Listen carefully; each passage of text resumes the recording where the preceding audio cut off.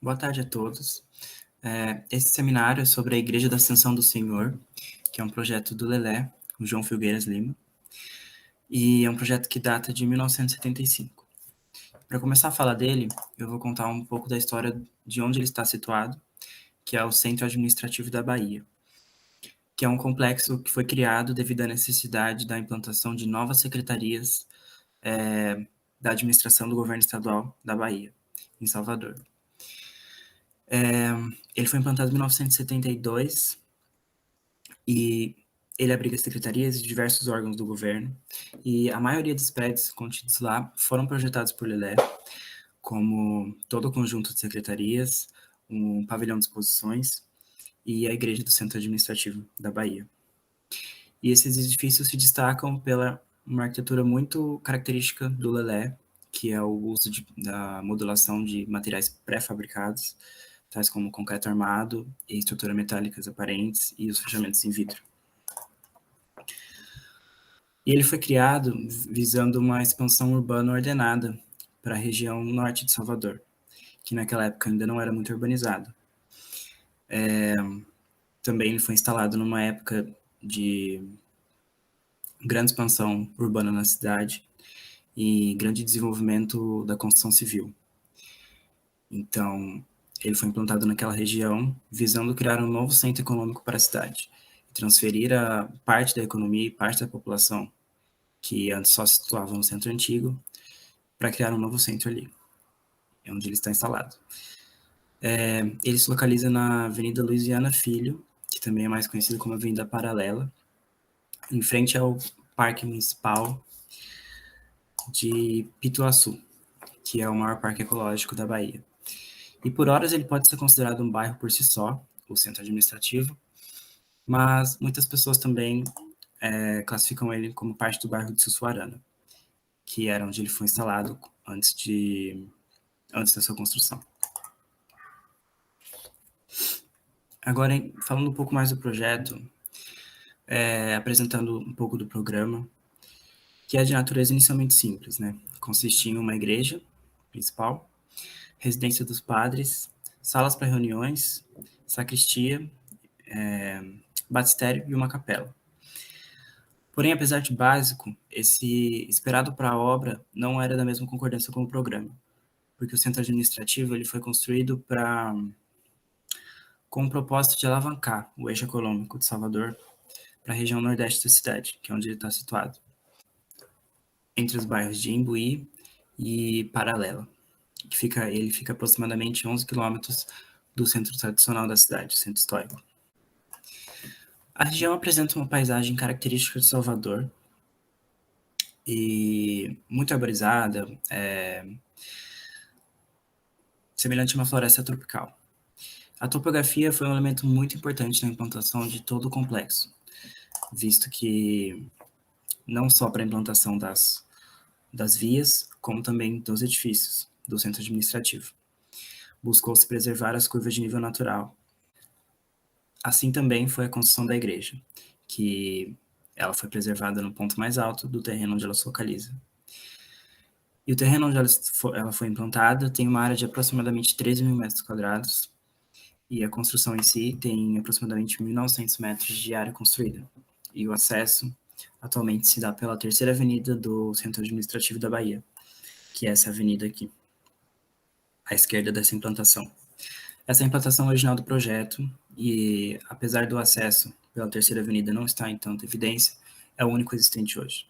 Esses outros acessos pela segunda avenida, eles não foram construídos.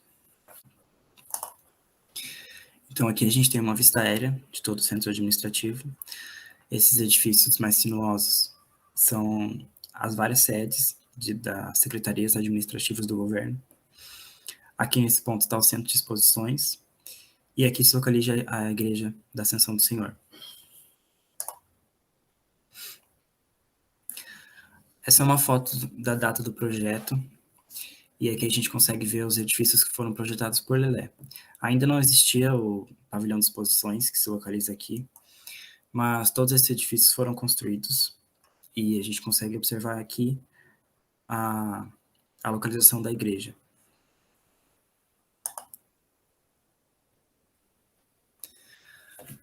Sobre a implantação, como dito previamente, a topografia foi muito importante na concepção do projeto, né? Buscou-se preservar ela, tanto para a construção das vias como para a implantação da igreja em si.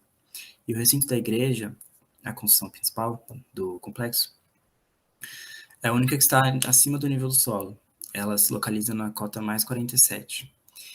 Já o batistério, a capela e a residência dos padres se localizam na cota 44, que é um pouco abaixo da cota natural do terreno. Eles são parcialmente enterrados no solo e através de taludes que foram construídos para conter a, a quantidade de terra que foi alterada do terreno. O edifício está implantado com um recuo de 50 metros da avenida, o que gera um grande espaço verde à sua frente, que atualmente é um gramado. E o seu entorno é todo arborizado e com árvores de grande porte, o que não permite uma permeabilidade visual do entorno após as árvores. É como se fosse um fechamento por trás da igreja.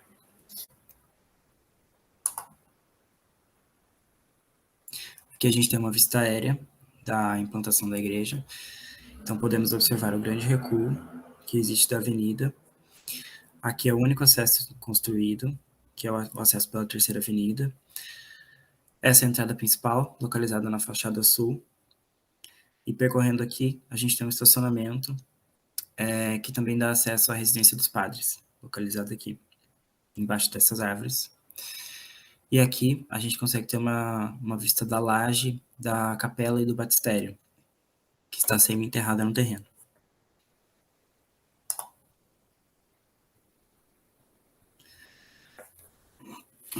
Agora, para falar um pouco do exterior do projeto e da volumetria. Ao todo, a volumetria é composta por 3 elementos, que são eles a paróquia, que é a construção principal, a capela e o batistério, e a residência dos padres, junto com as outras dependências. Como o principal deles é a construção paroquial, ele é constituído por uma repetição em espiral dos elementos construtivos, a cobertura, os pilares e as vedações. A entrada se localiza na fachada sul, na parte mais baixa e larga do volume. Conforme os elementos que vão se dispondo, as alturas vão se elevando e as dimensões tanto das vedações quanto das estruturas vão se alterando. A cobertura do edifício configura-se como o ponto mais marcante na paisagem. Ela é formada por 12 pétalas, assim chamadas por Lelé, de concreto armado, que são estruturas independentes apoiadas em um pilar único. São dispostas em forma de espiral, até ser completada uma volta inteira, alinhando a parte mais alta da cobertura com a mais baixa, gerando uma parede de vidro para a vedação dos 6 metros de desnível entre a pétala mais alta e a pétala mais baixa. Cada pétala se eleva em relação à outra 50 centímetros, com uma superposição de 1 metro. No vão de 15 centímetros que resulta entre elas, descontando as espessuras de cada uma, existe uma vedação em vidro, que isso resulta numa iluminação tangencial no interior da igreja. A disposição da estrutura resulta em 12 faces externas, formando as 12 fachadas, digamos assim. São compostas pelos pilares que elevam as pétalas e os fechamentos, que se estendem ao longo de toda a espiral. E esse fechamento consiste em um muro de pedra, com uma altura uniforme ao longo de todo o perímetro, e uma pele de vidro que se inicia no topo do muro e se eleva até as faces inferiores das pétalas.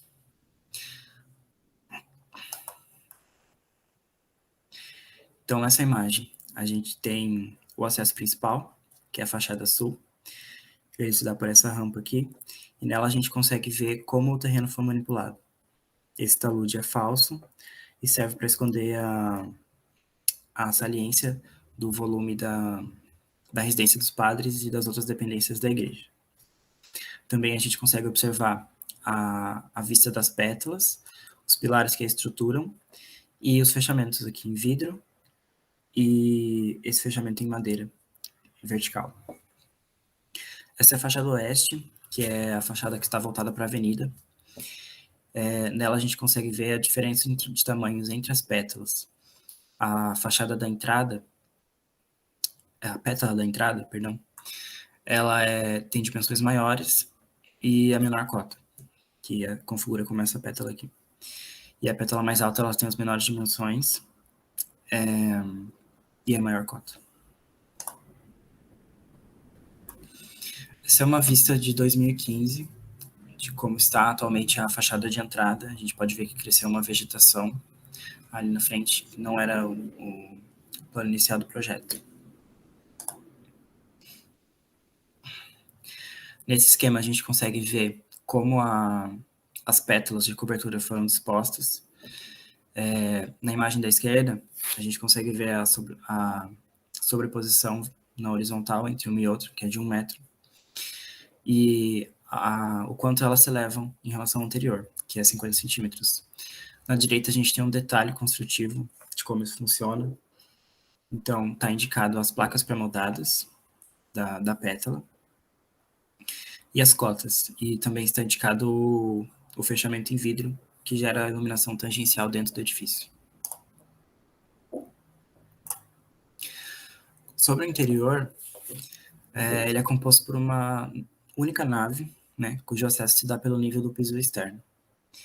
Existe uma divisória de muxarabis que se abrem, marcando a entrada para o interior. Aqui. Os pisos são placas de concreto pré-moldado, de tamanhos variáveis, com juntas bem marcadas. E os pilares que sustentam a cobertura possuem uma seção trapezoidal que vai se alargando nas partes superiores por necessidades estruturais.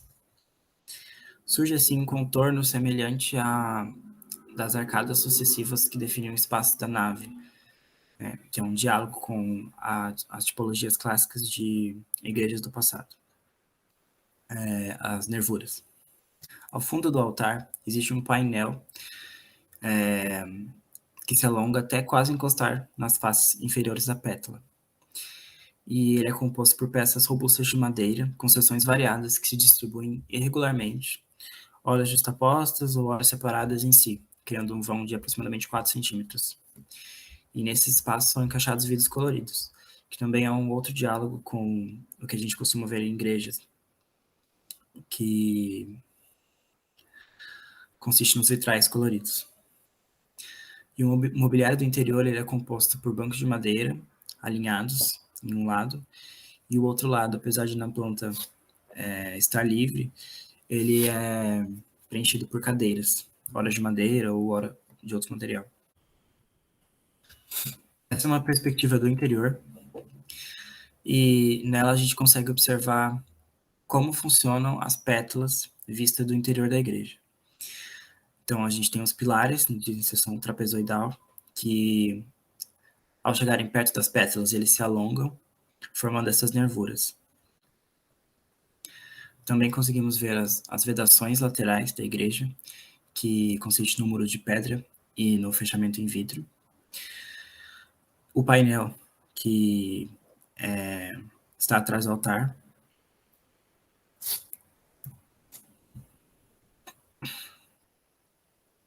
Essas são outras perspectivas do interior. E nelas é importante a gente ressaltar a manipulação da iluminação, que é toda natural, e através das frestas entre as pétalas na cobertura, e as vedações laterais, com essa pele de vidro.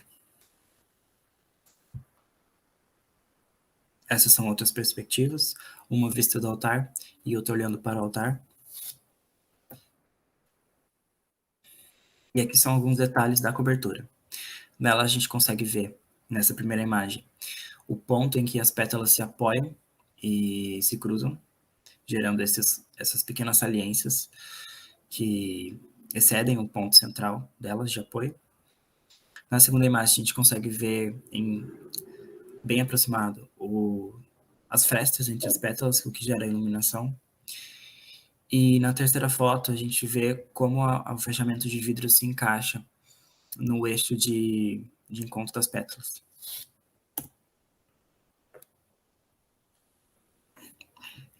Aqui a gente tem um detalhe do mobiliário. Essa primeira imagem, no canto superior da esquerda, ela mostra um corte do painel que está atrás da igreja, E nele a gente consegue ver as frestas de 4 centímetros que são preenchidas por vidro colorido. Também temos o altar, o banco e o púlpito, que o altar e o púlpito são de concreto e o banco é construído de madeira. O batistério e a capela, eles ocupam um volume único, como uma planta oval, e se encontra parcialmente enterrado no solo e envolto por muros de arrimo, cuja entrada se dá exclusivamente pelo piso da igreja, através de uma escada que leva um acesso até elas. A cobertura é composta por 3 lajes, 2 delas rebaixadas nas extremidades da elipse, e uma central, gerando assim 2 aberturas de iluminação zenital, que indicam o altar, de um lado, o altar da capela, e a pia batismal, do outro lado.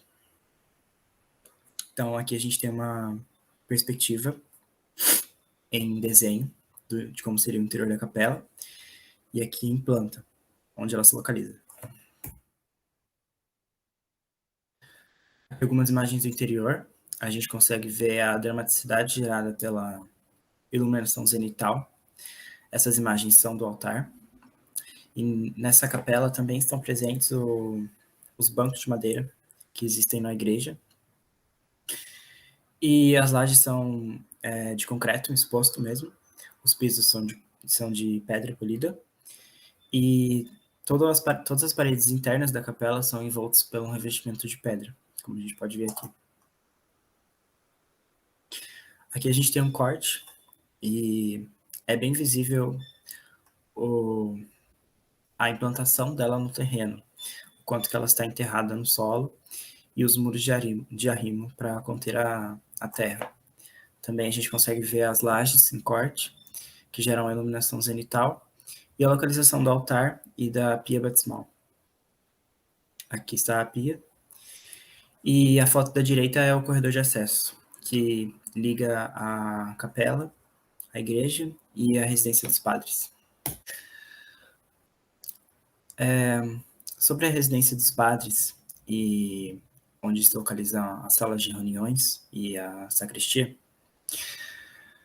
ele também está localizado na cota 44, que é a mesma cota onde está implantada a capela e o batistério.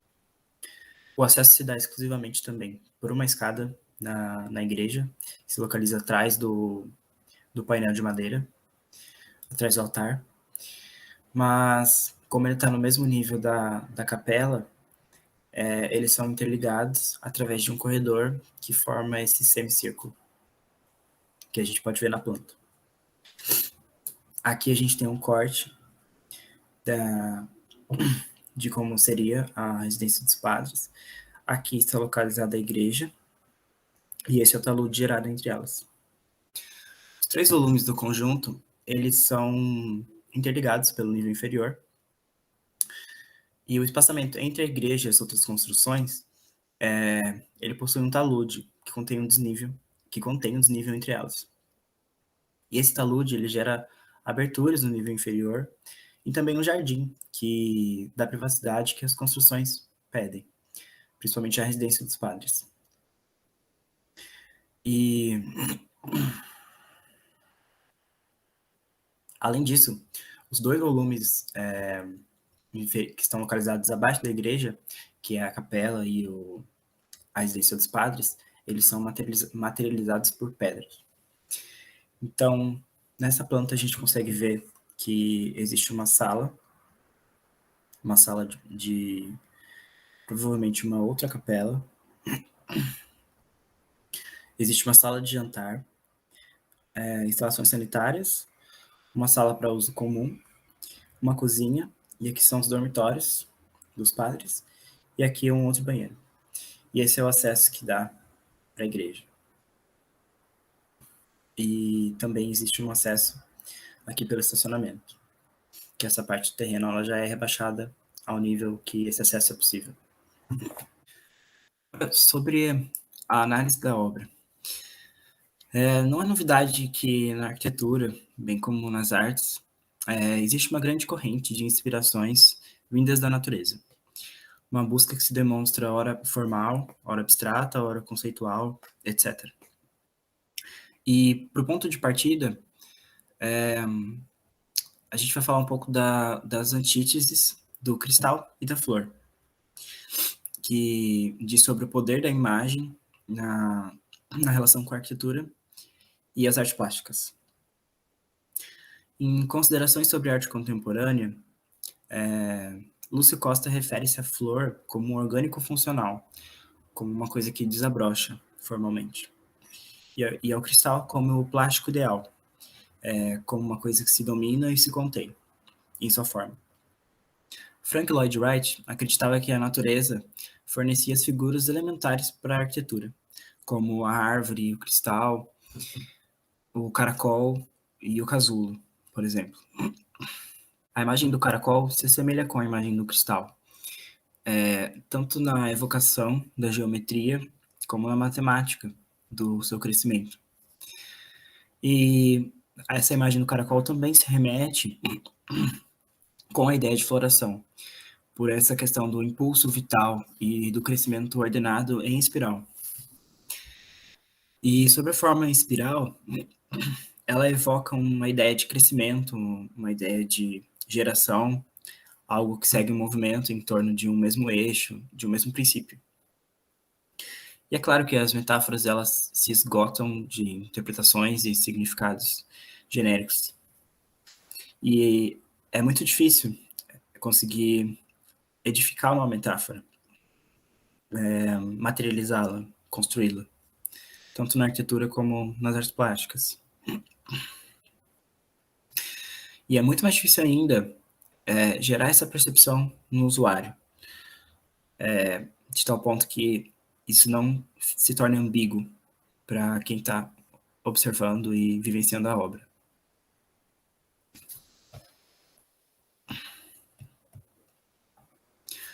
Frank Lloyd Wright, ele trabalha com essa concepção do espiral no Museu Guggenheim, em Nova York. Só que, diferente da Igreja do Cal, ela é uma espiral invertida, em formato helicoidal. E isso reforça o espaço interno do museu. Agora, a tipologia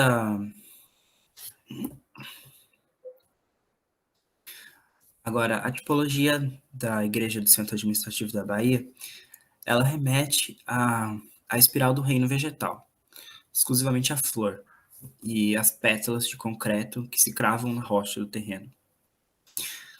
O anexo e a capela, eles estão enraizados no solo e eles vão se revelando através do passeio arquitetônico, da visita, discretamente. O entorno bucólico e os elementos verticais de madeira das vedações, eles reforçam essa apologia aos elementos naturais. E a igreja ela foi construída quando ainda era uma área distante da cidade, então ainda havia muita vegetação, muita floresta em todo o redor. E hoje a localização da igreja ela perde um pouco dessa aura de mistério que a paisagem fornecia, por ser uma área mais urbanizada atualmente, apesar do centro administrativo continuar sem a intervenção construtiva, digamos assim, da urbanização naquela região. Já existem a urbanização ao entorno e novos edifícios no centro administrativo. Então, o ar original de quando foi construída a obra e essa intenção de mistério, ela se perdeu. Parte disso porque os acessos que foram projetados pelo Lelé, pela Segunda Avenida, eles não foram construídos. E, ao invés disso, foram construídos um acesso pela Terceira Avenida, que é a menor distância. E perdeu-se esse passeio que existia para chegar na igreja, porque o caminho da Segunda Avenida, ele passava por toda a mata e vegetação, e dava essa ideia essa ideia bucólica, essa ideia de um trajeto até você se deparar com a igreja, que o Lelé queria passar.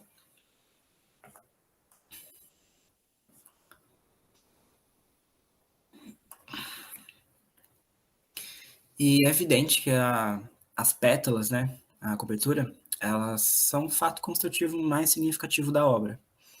Elas são uniformes em sua lógica, embora cada uma tenha dimensões distintas, e diminuem em largura conforme a altura, pois a espiral arremete para dentro, tanto que a entrada é no ponto mais exterior da espiral, na pétala mais baixa e mais larga. E essas nervuras na parte superior da estrutura, que a gente vê no interior, elas são análogas a uma folha, que transmite a sua força através das ripas que se estendem até a fundação. A forma toda da igreja, e se a gente parar para olhar com um olhar mais sensível, ela se assemelha a um buquê, só que invertido, onde os caules das flores, das folhas, se voltam para fora e as pétalas se voltam para dentro, gerando um espaço interno, guiando um passeio através dos pilares da obra. E a entrada e os caminhos, eles se configuram como arcos conectados através de raios. Então, esse passeio e essa sinuosidade, elas se mantêm na planta e na circulação do projeto. O batistério, que ele é encranhado na terra, revestido de pedra e dramaticamente iluminado pelas aberturas zenitais, ele se mostra como uma gruta, algo que está enterrado e continuará assim. Agora, a igreja do CAB, do Centro Administrativo, ela é a formação da paisagem por si, que ela é como se ela emergisse da natureza e mostrasse a sua força apenas pela sua forma. Sua geometria é clara em planta. Porém, ao olhar de fora, o seu formato não é tão evidente quanto é por planta. Existe uma certa confusão quando você olha pela primeira vez a igreja e você não identifica com certa clareza como funciona a cobertura, onde é a abertura principal, e você não deduz como funciona o edifício. Então a gente conclui que o principal foco da igreja é essa analogia com elementos da natureza, com a flor. Ela não adota um elemento formal católico como analogia, e ela também não trabalha com metáforas remetentes ao cristianismo. Ao contrário das igrejas tradicionalmente católicas, a circularidade da planta gera uma disposição quadrangular, o que não é comum. E a estrutura configura um vão livre, um espaço no meio do encontro da estrutura, que só é apropriado por igreja devido à presença do altar e dos bancos. Eu arrisco dizer que se não fosse o mobiliário e a sua função, essa obra poderia ser um mero pavilhão. E que o fato dele ser essa necessidade de ser uma igreja foi um mero pretexto para a sua construção. E tanto que a iluminação ela é homogênea em todo o interior. Não há um direcionamento específico ao altar ou a um outro elemento que remeta ao cristianismo no seu interior. E o encontro das pétalas no topo, no entanto, gera uma certa ambiguidade, porque elas se transpassam e as pontas se direcionam em 12 direções distintas, que são as 12 pontas de cada pétala. E o centro onde elas se encostam guia o eixo de um cilindro vertical imaginário, que consiste nas pontas, nesse sentido de rotação. E além desse elemento vertical no alto, a luminosidade que vem de cima e a vedação de vidro existente que desce da última pétala, ela faz com que a gente leve o olhar e olhe para cima. E isso é uma ambiguidade dentro da obra, porque a gente, apesar dela se remeter a todos esses elementos naturais, é algo que se assemelha a uma tipologia de uma igreja tradicional. E A associação com a natureza é clara na obra, porém, né, ela não se sustenta apenas com um discurso cristão. Ela não é iconograficamente cristã, diferente do batistério e da capela, que apelam para uma gruta. E, historicamente, a gruta representa o primeiro espaço de culto do cristianismo. Também representa onde Jesus foi sepultado, e entre outras analogias com a religião cristã. O que é uma ambiguidade dentro do próprio complexo, pois a igreja, ela não se baseia, a igreja principal, ela não se baseia somente na questão católica, é majoritariamente ambiguidade em relação aos elementos da natureza, porém, a capela e o batistério, eles apresentam uma outra linguagem, que é essa ideia da gruta, que é fortemente religiosa. E a construção dos padres também, a residência dos padres, que também se encontram enterrado e com as mesmas tipologias da capela e do batistério. Então, acho que a gente pode concluir que ela é uma obra de concepção singular dentre os edifícios que se desenvolvem a partir dessas imagens primordiais, no caso dessa igreja a flor e a espiral, porque ela se desenvolve explicitamente da flor e desse formato de caracol, com evocações de grutas e raízes no seu entorno. Uma materialização extremamente sintética e forte de uma analogia à natureza. Então, a Igreja do Centro Administrativo da Bahia, ela emerge como uma obra singular na paisagem arquitetônica brasileira, e digna de se figurar entre os destaques da produção mundial desse tema.